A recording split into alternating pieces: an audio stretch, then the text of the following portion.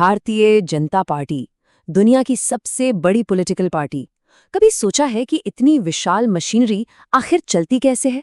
पर्दे के पीछे फैसले कौन लेता है?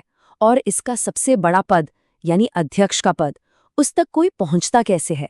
चलिए आज भाजपा के इसी पावर स्ट्रक्चर की एक एक परत को खोलकर समझते हैं। तो सवाल यही है, इतनी बड़ी पार्टी को चलाया कैसे जाता है? देखिए, इसका जवाब ना किसी एक चीज में नहीं है। ये इसके अपने संविधान, इसकी पुरानी परंपराओं और कुछ ऐसे रिश्तों का मिश्रण है जो दिखते नहीं पर बहुत ताकतवर हैं। आइए इसी को समझने की कोशिश करते हैं। किसी भी संगठन को समझने के लिए शुरुआत हमेशा टॉप से होती है ना? भाजपा में वो जगह है राष्ट्रीय अध्यक्ष की। ये पार्टी का सबसे ज्यादा दिखने वाला चेहरा है और कागज पर सबसे शक्तिशाली पद भी यही है। इस पद का इतिहास भी काफी दिलचस्प रहा है। सोचिए, 1980 में अटल बिहारी वाजपेयी से ये सफर शुरू हुआ।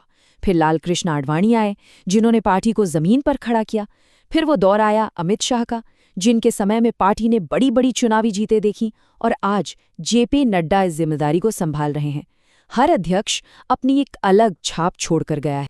तो ठीक है, पद बहुत जरूरी है, पर सवाल ये है कि इस कुर्सी तक कोई पहुंचता कैसे है? क्या बस कुछ बड़े नेता मिलकर तय कर लेते हैं, या फिर इसकी कोई तय प्रक्रिया भी है? चलिए इसे भी समझते हैं।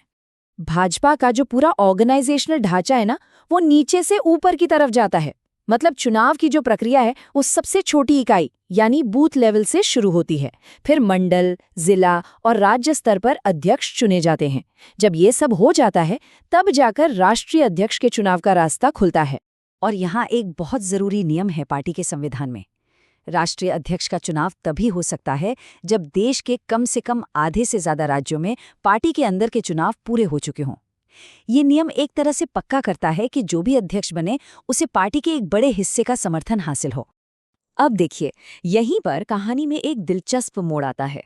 कागज पर तो चुनाव की पूरी प्रक्रिया है, लेकिन हकीकत में भाजपा अध्यक्ष का चुनाव लगभग हर बार सर्वसम्मति से होता है।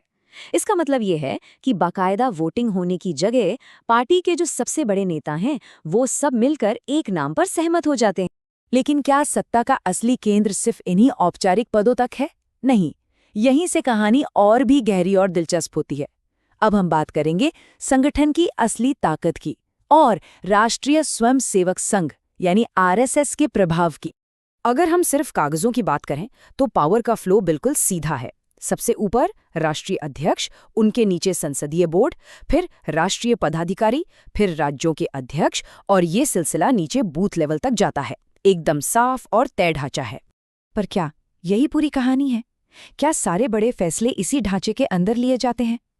असलियत ये है कि एक और पावर सेंटर है जो सीधे सीधे दिखाई तो नहीं देता, लेकिन उसका असर बहुत गहरा है। और यहाँ पर कागजी और असली स्थिति का फर्क एकदम साफ हो जाता है।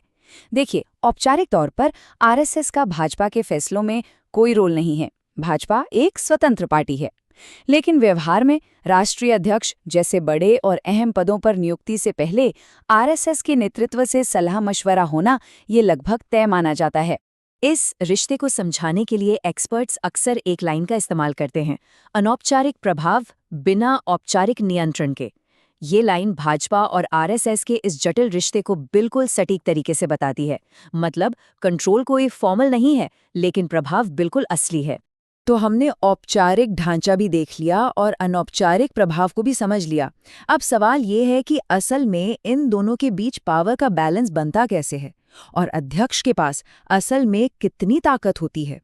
राष्ट्रीय अध्यक्ष की शक्तियां वाकई काफी ज्यादा हैं। अपनी पूरी नेशनल टीम बनाने से लेकर राज्यों के अध्यक्षों के चुनाव में दखल देने तक, राष्ट्रीय चुनावों की पूरी स्ट्रैटेजी देखने से लेकर टिकट बांटने में अहम भूमिका निभाने तक, अध्यक्ष का प्रभाव हर जगह होता है। और हाँ, जब पार्टी सरकार में होती है तो अध्यक्ष ही सरकार और संगठन के बीच का सबसे अहम पुल बनता है। लेकिन अध्यक्ष सब कुछ नहीं कर सकता। ये एक बहुत ही नाजुक संतुलन का खेल है। अगर पार्टी सरकार में है तो प्रधानमंत्री के साथ तालमेल बिठाना ही पड़ेगा। उन्हें अपनी पार्टी के संसदीय बोर्ड को भी जवाब देना होता है। और सबसे जरूरी, आरएसएस की विचारधारा के साथ तालमेल बनाए रखना होता है। ये सब मिलकर अध्यक्ष की शक्ति को कंट्रोल करते हैं। और ये बात इस पूरे सिस्टम को बहुत अच्छे से समझाती है। आरएसएस भाजपा का ये जो संबंध है, ये भारतीय राजनीति में वैचारिक मार्गदर्शन और राजनीतिक एक्शन का एक बिल्कुल ही अनोखा मॉडल है, जहां कागजों पर दूरी है और असलियत में नजदीकी, दोनों एक साथ चलते हैं। तो आखिर में सवाल यही बचता है, क्या ये औपचारिक संरचना और अनौपचारिक वैचारिक मार्गदर्शन का मिला-जुला अनोखा मॉडल ही भाजपा की हाल की सफलताओं के पीछे का असली राज है? ये एक ऐसा सवाल है जो भारतीय राजनीति पर अपनी गहरी छाप छोड़ता है।